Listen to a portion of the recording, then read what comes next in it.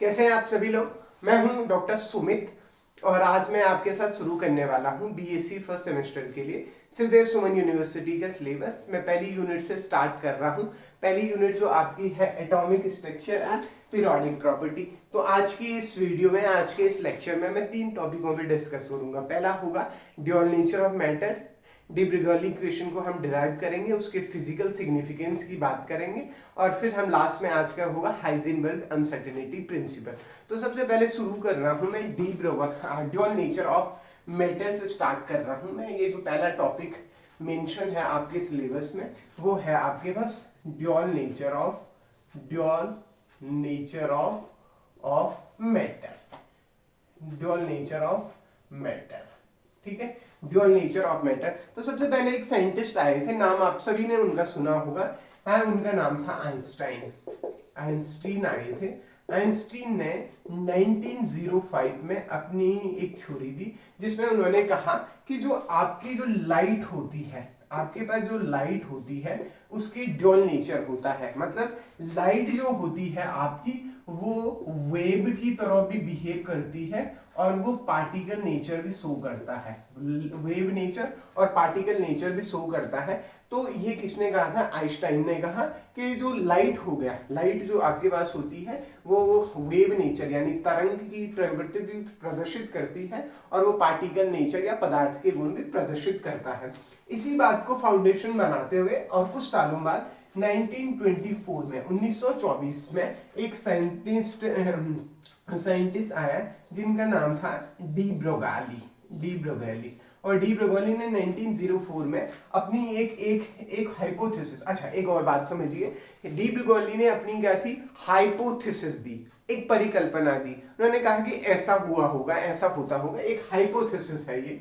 तो 1924 में आया और इन्होंने किसके लिए, जैसे आइंस्टाइन ने किसके लिए कहा था? लाइट के लिए कहा था। तो इन्होंने क्या कहा?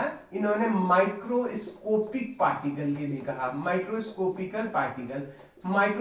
पार्टिकल क्या है कि जो साइज में बहुत छोटे हैं, एटम है, आपके इलेक्ट्रॉन है, प्रोटॉन है, न्यूट्रॉन है, एटम है, मॉलिक्यूल है, उनके लिए ये बात कही उन्होंने। और उन्होंने क्या कहा कि जो भी माइक्रोस्कोपिक पार्टिकल है या जो भी मटेरियल पार्टिकल है उनके पास ड्यूअल नेचर होता है। वो किसकी तरह बिहेव करती है? वेव की तरह भी और पार्टिकल की तरह भी काम करती है। तो कहने का मतलब ये है कि भाई जो आइंस्टाइन ने जो बात लाइट के लिए कही थी, डी ब्रोगली ने उसी बात को किसके लिए कहा? माइक्रोस्कोपिक पार्टिकल के लिए कहा। अब पार्टिकल क्या है? दो तरीके के होते हैं। एक होता है मैक्रो, जिनका मास जो होता है वो बहुत ज्यादा होता है या जो साइज में बहुत ज्यादा बड़े हैं, जैसे पृथ्वी है आपकी, या जिसे आप खुली आंखों से देख सकते हैं। ठीक है जी। और एक होता है मैक्रो मतलब बड़ा जिसका साइज बड़ा है, मास बड़ा है। और एक होता है माइक्रो माने छोटा, जिसे इलेक्ट्रॉन, प्रोटॉन, न्यूट्रॉन हो गया, एटम हो गया, ये जिन्हें अपनी आंखों से आप देख नहीं पाते हैं। तो वो जो पार्टिकल होते हैं वो वेव की तरह भी बिहेव करते हैं और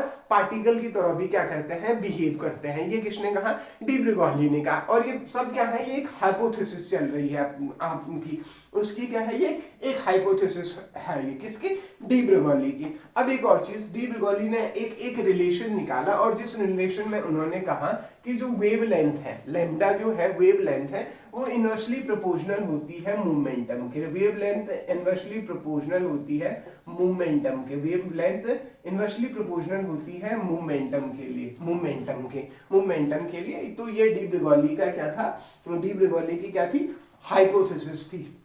बहुत सारे एक्सपेरिमेंट ऐसे आते हैं, जैसे कि जे थॉमसन ने जब इलेक्ट्रॉन की खोज की थी, इलेक्ट्रॉन की डिस्कवरी की थी, तो उन्होंने उस समय बता दिया था कि भाई इलेक्ट्रॉन के पास क्या है? मास है, इलेक्ट्रॉन के पास एनर्जी है, इलेक्ट्रॉन के पास अपनी वेलोसिटी है। या इस तरीके से हम कह सकते हैं कि इलेक्ट्रॉन एक मैटर की तरह या मैटर की तरह या पार्टिकल नेचर शो करेगा। उसके बाद कुछ और साइंटिस्ट आए, उन्होंने क्या बताया? उन्होंने कुछ और एक्सपेरिमेंट किए, इंटरफेरेंस हो गया है, डिफ्रैक्शन हो गया है। इनके बेसिस में उन्होंने कहा कि जो माइक्रोस्कोपिक पार्टिकल हैं वो क्या करेंगे? वो वेव नेचर शो करेंगे। तो ये बेसिकली डी ब्रोगली इक्वेशन है। अब इस इक्वेशन का हमको क्या बताना है? इस इक्वेशन से मुझे बताना है कि रिलेशनशिप कैसे आया, इस इक्वेशन से हमको रिलेशनशिप कैसे मिला, इस पे बात करते हैं। तो सबसे पहले डी ब्रिगोली। अब आता है आपके पास डी, सेकंड टॉपिक है de Broglie wave equation. Wave equation मैं क्या कर रहा हूं, डी ब्रिगोली वेव इक्वेशन को डिराइव करने की कोशिश कर रहा हूं। बेसिकली दो साइंटिस्ट थे, पहले जो साइंटिस्ट आए इन्होंने कहा जी, आइंस्टाइन ने कहा E is equal to, energy जो होती है वो होती है E is equal to mc²। और ये किसकी इक्वेशन थी, इक्वेशन नंबर 1 है। ये किसकी इक्वेशन है, आइंस्टाइन ने कहा था कि जो भी एनर्जी है वो mass into mc², mass into speed, m क्या है यहाँ पे मास है पार्टिकल का, c क्या है स्पीड ऑफ लाइट की, क्या होगी स्क्वायर के बराबर होगी। ये किसने कहा, आइंस्टाइन ने कहा था। ठीक है जी। अच्छा, मास है तो पार्टिकल नेचर, ये किसके लिए, ये इक्वेशन किसके लिए है, पार्टिकल नेचर के लिए। इसी तरीके से दूसरी इक्वेशन थी E is equal to h mu, E is equal to h mu. और ये किसने कहा, ये कहा आपके मैक्स प्लांक ने कहा। मैक्स प्लांक आपने सुना होगा मैक्स प्लांक के बारे में। मैक्स प्लांक ने कहा था कि भाई कि जो सूरज से जो एनर्जी आ रही है, सन से जो लाइट आती है, वो किसके फॉर्म में आती है, एनर्जी के पैकेट के फॉर्म में आती है। और उन एनर्जी के पैकेट को हम क्या कहते हैं, फोटोन कहते हैं। और फोटोन की एनर्जी कितनी होती है, वो एच म्यू के बराबर होती है, एच म्यू के बराबर होती है। यहाँ पे दो इक्वेशन है। अब इन्होंने क्या किया कि इक्वेशन नंबर 1 एंड 2 को क्या किया, 1 एंड 2 को क्या किया, दोनों इक्वेशनों को बराबर कर दिया। जब मैं इक्वेशन नंबर 1 और इक्वेशन नंबर दोनों इक्वेशन को बराबर करता हूं तो मेरे पास आएगा आपका h mu is equal to mc², h mu is equal to mc²। अब मैं ये काम कर सकता हूँ, म्यू क्या है, वेव नंबर। म्यू की जगह पे मैं 1c अपॉन लेमडा म्यू, क्योंकि म्यू बराबर होता है आपका वेव नंबर को, अगर आपको वेव लेंथ के टर्म्स में लिखना है तो म्यू की जगह पे c अपॉन लेमडा रख सकते हैं। इसको अगर मैं पुट करूंगा तो ये इक्वेशन कुछ ऐसी हो जाएगी, h into c upon lambda is equal to mc²। अब आप देख रहे हैं मैंने यहाँ पे क्या है, म्यू की जगह पे c अपॉन लेमडा रख दिया, क्योंकि म्यू किसके बराबर होता है, c अपॉन लेमडा के बराबर होता है। मैं यहां से इस c से एक c को कैंसिल आउट कर सकता हूं, तो यहां पे हो जाएगा h upon lambda is equal to mc। और अगर मैं इस इक्वेशन को थोड़ा और अरेंज करता हूं तो अगर मुझे लैम्डा चाहिए तो लैम्डा किसके बराबर हो जाएगा, यहाँ पे h अपॉन mc के बराबर हो जाएगा। लैम्डा किसके बराबर है, h अपॉन mc के बराबर हो जाएगा। mc, c यहाँ पे लैम्डा क्या है, वेव लेंथ है, h क्या है प्लांक कांस्टेंट है, m क्या है मास है, c क्या है स्पीड ऑफ लाइट है। अच्छा, मैं स्पीड ऑफ लाइट ना लेते हुए अगर वेलोसिटी की टर्म्स में बात करूं तो lambda is equal to h upon m into c की जगह पे मैं वेलोसिटी रखूंगा, m इंटू v आ जाएगा। और m इंटू v क्या होता है आपका wave momentum h upon p। तो ये हो गया आपके पास, क्या हो गया है, ये रिलेशन है, किसका रिलेशन है, ये डी ब्रोगली वेव इक्वेशन का क्या है, ये रिलेशन है। तो रिलेशनशिप क्या कहा उसने, वेव लेंथ जो है वो इनवर्सली प्रोपोर्शनल होती है। वेव लेंथ किसके है, इनवर्सली प्रोपोर्शनल होती है मोमेंटम के। ये किसने कहा, ये डी ब्रोगली ने कहा। तो बेसिकली मैं फिर से बता रहा हूं डी ब्रोगली वेव इक्वेशन कैसे डिराइव की। पहली इक्वेशन है E इक्वल टू mc², ये आइंस्टाइन की इक्वेशन है। दूसरी इक्वेशन है E equal to h mu, ये प्लांक की इक्वेशन है। अगर मैं दोनों इक्वेशनों को बराबर पुट करूं, क्योंकि दोनों एनर्जी के फॉर्मूले हैं ना, दोनों को बराबर पुट कर सकता हूं, तो h म्यू mc² के बराबर, म्यू की जगह मैं c अपॉन लैम्डा रख सकता हूं, और फिर c से एक c से c कट गया तो h upon lambda is equal to mc हो जाएगा। तो lambda is equal to h upon mc हो जाएगा। c की जगह पे मैं, क्योंकि c स्पीड ऑफ लाइट है तो उसकी जगह पे वेलोसिटी रख सकता हूं मैं, वेलोसिटी, c की जगह पे वेलोसिटी स्पीड और वेलोसिटी। ठीक है जी। तो लैम्डा को मैं m इंटू v किसके बराबर होता है, मोमेंटम के बराबर। तो मैं ये कह सकता हूं lambda is h upon p, lambda inversely proportional होगा मोमेंटम के। और ये किसकी इक्वेशन है, यही इक्वेशन है आपकी डी ब्रोगली इक्वेशन। यही क्या है, डी ब्रोगली इक्वेशन। तो बेसिकली डी ब्रोगली ने क्या किया, डी ब्रोगली ने आइंस्टीन की इक्वेशन और प्लांक की इक्वेशन का यूज करते हुए उन्होंने क्या किया, एक रिलेशनशिप दिया किस, अच्छा वेव लेंथ जो है ये वेव लेंथ होगी,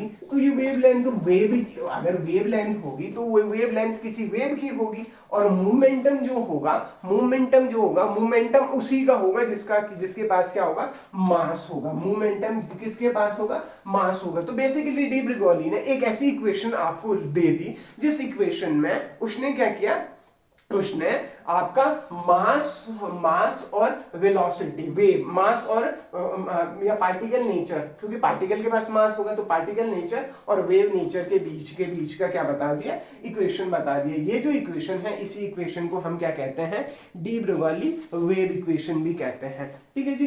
अब आता है आपकी, मैंने पहले भी कहा पार्टिकल नेचर को तो पहले ही कुछ साइंटिस्ट बता चुके थे। पार्टिकल नेचर की भाई इलेक्ट्रॉन है, इलेक्ट्रॉन के पास जे थॉमसन ने सबसे पहले बताया इलेक्ट्रॉन है, इलेक्ट्रॉन के पास मास है, चार्ज है, वेलोसिटी है, तो वो पार्टिकल नेचर है। तो इसी तरीके से बाकी कुछ और साइंटिस्ट आए जिन्होंने डिफ्रैक्शन और इंटरफेरेंस के पैटर्न के बेसिस पे ये कहा कि भाई डेविसन एंड जर्मर एक साइंटिस्ट हुए थे, उनके उन दोनों ने मिलकर वेव नेचर के बारे में बताया। तो ये हो गया आपकी डी ब्रोगली इक्वेशन। अब इसी के साथ मैं एक और चीज पे आता हूं, वो है आपके पास दूसरा टॉपिक जो है आज के लिए, वो है Heisenberg uncertainty principle. Heisenberg uncertainty principle. मैं हाइजेनबर्ग अनसर्टेनिटी प्रिंसिपल, हाइजेनबर्ग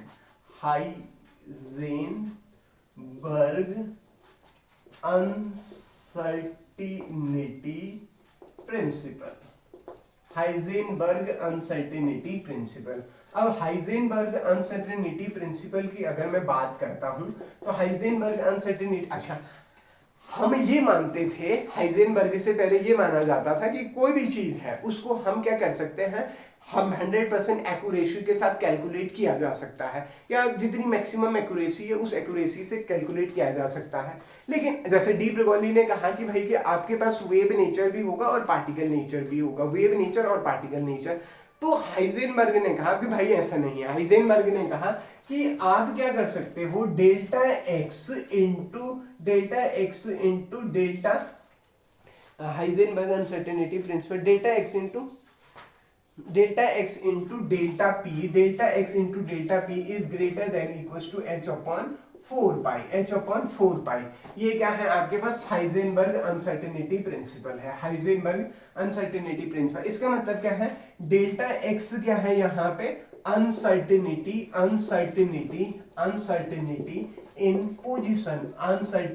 इन पोजीशन, और डेल्टा पी क्या है आपके पास, अनसर्टेनिटी इन मोमेंटम। ठीक है जी। तो इसका मतलब ये हो गया कि पोजीशन और मोमेंटम को एक साथ आप क्या नहीं कर सकते हो, मेजर नहीं कर सकते हो। किसके अकॉर्डिंग, हाइजेनबर्ग के अकॉर्डिंग। तो it is impossible to determine it is according to his principle. Heisenberg क्या कहता है, इट इज इम्पॉसिबल, ये लगभग असंभव, it is impossible to determine the position and velocity, position and momentum of microscopic particle simultaneously।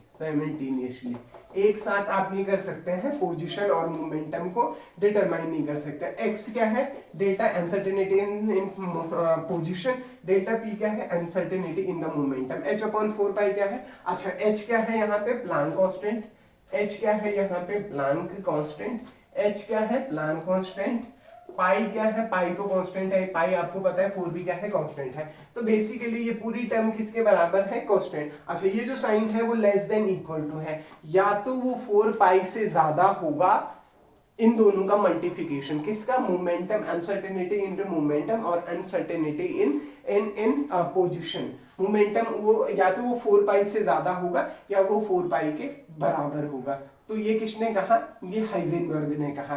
तो वो constant value हो गया। तो इसका मतलब क्या हो गया, अब एक और बात, अगर आपने डेल्टा एक्स की को अच्छे से कैलकुलेट, अगर आपने पोजीशन, अगर डेल्टा एक्स की अगर इंक्रीज करेगा तो डेल्टा पी आपका क्या करेगा, डिक्रीज करेगा, ठीक है जी। और अगर आपने डेल्टा पी को इंक्रीज किया तो डेल्टा एक्स क्या हो जाएगा, डिक्रीज हो जाएगा। मतलब क्या हो गया, अगर आपने पोजीशन को अच्छे से डिटरमाइन किया तो आप मोमेंटम को अच्छे से डिटरमाइन नहीं कर पाओगे, और अगर आप मोमेंटम को अच्छे से डिटरमाइन कर पा रहे हो तब उस कंडीशन में आप पोजीशन को अच्छे से डिटरमाइन नहीं कर पाओगे। तो ये क्या है, हाइजेनबर्ग अनसर्टेनिटी प्रिंसिपल। इसको थोड़ा और प्रैक्टिकली मैं इसको एक और एग्जांपल से समझाने की कोशिश करता हूँ। एक एग्जांपल, और प्रैक्टिकल लाइफ में भी इसके काफी एग्जांपल आपको अब देखते हैं जैसे कैसे करते हैं। मैंने कहा delta x into delta p is greater than equal to h upon 4 pi, ठीक है जी, 4 पाई। और इस ये क्या है, h अपॉन 4 पाई क्या है, कांस्टेंट है, क्योंकि h की वैल्यू फिक्स है 6.6 इंटू 10 टू द माइनस 34, ठीक है। वो किसकी वैल्यू, प्लैंक कांस्टेंट की वैल्यू, पाई की वैल्यू पता है आपको, और 4 की वैल्यू तो कांस्टेंट वैल्यू है, ठीक है जी। तो इसका मतलब हो गया आपका delta x into delta p क्या हो गया, greater than equals to constant. मैं एक चीज कह सकता हूं, अब एक चीज देखो, यहाँ पे क्या है, ऑपरेशन क्या है, दोनों के बीच का मल्टीप्लिकेशन हो रहा है, दोनों के बीच का मल्टीप्लिकेशन हो रहा है, और वो कांस्टेंट वैल्यू। जैसे देखो मैंने कहा 10, अगर डेल्टा एक्स 10 है और डेल्टा पी कितना है, 10 है, तो एक कांस्टेंट वैल्यू आपको मिलेगी, वो कितनी है, 100। अब एक काम करो, अब ये क्या है, x क्या, ये डेल्टा x है, ये डेल्टा p है, 100। अब मैं डेल्टा x को इंक्रीज करूं, डेल्टा x को 20 कर दो, 20 कर दो, 20 कर दो, तो क्या डेल्टा, अगर आपको यहाँ पे 100 चाहिए तो आपको डेल्टा पी को डिक्रीज करना पड़ेगा, इसको आपको कितना रखना पड़ेगा, 5 रखना पड़ेगा, तभी 100 हो पाएगा। लेट अस सपोज आपने पी को अब 50 कर दिया है, और मल्टीप्लिकेशन आपका कांस्टेंट है वो 100 ही आना है, तो आपके पास कोई चॉइस नहीं बचती है, आपको डेल्टा एक्स को कितना रखना पड़ेगा, 2 रखना पड़ेगा। तो इधर से एक चीज समझिए कि एक बार क्या थी, डेल्टा एक्स और डेल्टा पी दोनों की वैल्यू कांस्टेंट थी, 10-10 रखी थी मैंने, 100 आया। अब क्योंकि इसको हमेशा 100 ही होना है, क्योंकि वो कांस्टेंट रखा हुआ है ना आपने, तो अगर आप इस 10 को बढ़ा के 20 करते हो तो इसको आपको घटाना पड़ेगा, या अगर आपने इसको बढ़ाया है आपको इसको घटाना पड़ेगा। तो ये क्या है, फिजिकल सिग्निफिकेंस है किसका, फिजिकल सिग्निफिकेंस है किसका, हाइजेनबर्ग अनसर्टेनिटी प्रिंसिपल का। प्रैक्टिकल लाइफ में अगर हम देखेंगे, कोई भी माइक्रोस्कोप, कोई भी बड़ा पार्टिकल है जिसे आप अपनी आंखों से देख पा रहे हो, तो बेसिकली देख कैसे पा रहे हो, जैसे ये बोर्ड है, इस बोर्ड पे जो भी लिखा हुआ है वो आपको दिख रहा है। वो आपको कैसे दिख रहा है, क्योंकि लाइट जब इस पे पड़ रही है तो ये लाइट इससे टकरा रही है, वो लाइट आपकी आंखों पे पड़ रही है, तब आपकी बोर्ड पे जो लिखा हुआ है वो नजर आ रहा है, ठीक है जी। लेकिन अगर कोई माइक्रोस्कोपिक पार्टिकल है जिसका साइज बहुत ही छोटा है, वो आप उसे अपनी आंखों से नहीं देख पा रहे हो, तो जैसे ही उस पे लाइट पड़ेगी, जैसे ही उस पे लाइट पड़ेगी, उसकी उसकी पोजीशन जो होगी वो पोजीशन चेंज हो जाएगी, पोजीशन चेंज हो जाएगी, जिसकी वजह से, या फिर इसको ऐसे समझिए, मान लीजिए एक इलेक्ट्रॉन है, ये इलेक्ट्रॉन है, ये इलेक्ट्रॉन है, ये इधर से ऊपर जा रहा है, जैसे ही आपने इसको यहाँ पे ऑब्जर्व, वैसे तो इसको इस साइड को जाना चाहिए थे, लेकिन जैसे ही आपने इलेक्ट्रॉन को देखा, तो यहाँ पे देखा, तो इसकी पोजीशन कैलकुलेट करने के लिए तब तक ये इधर पहुंच, इसकी पोजीशन, अगर पोजीशन इधर है तो इलेक्ट्रॉन यहाँ पहुंच गया। अब इस पॉइंट पे आपने पोजीशन कैलकुलेट करने की कोशिश की तो वो इस साइड को चलेगा। कहने का मतलब क्या है कि आप पोजीशन और मोमेंटम को दोनों को एक साथ कैलकुलेट नहीं कर सकते हैं। तो ये पहला वीडियो था। वीडियो अगर आपको पसंद आया है अपने दोस्तों तक भेजिए, और हम इस तरीके से मैं लगातार वीडियो बनाने की कोशिश करूंगा। तब तक के लिए मिलते हैं अगले वीडियो में। Thank you.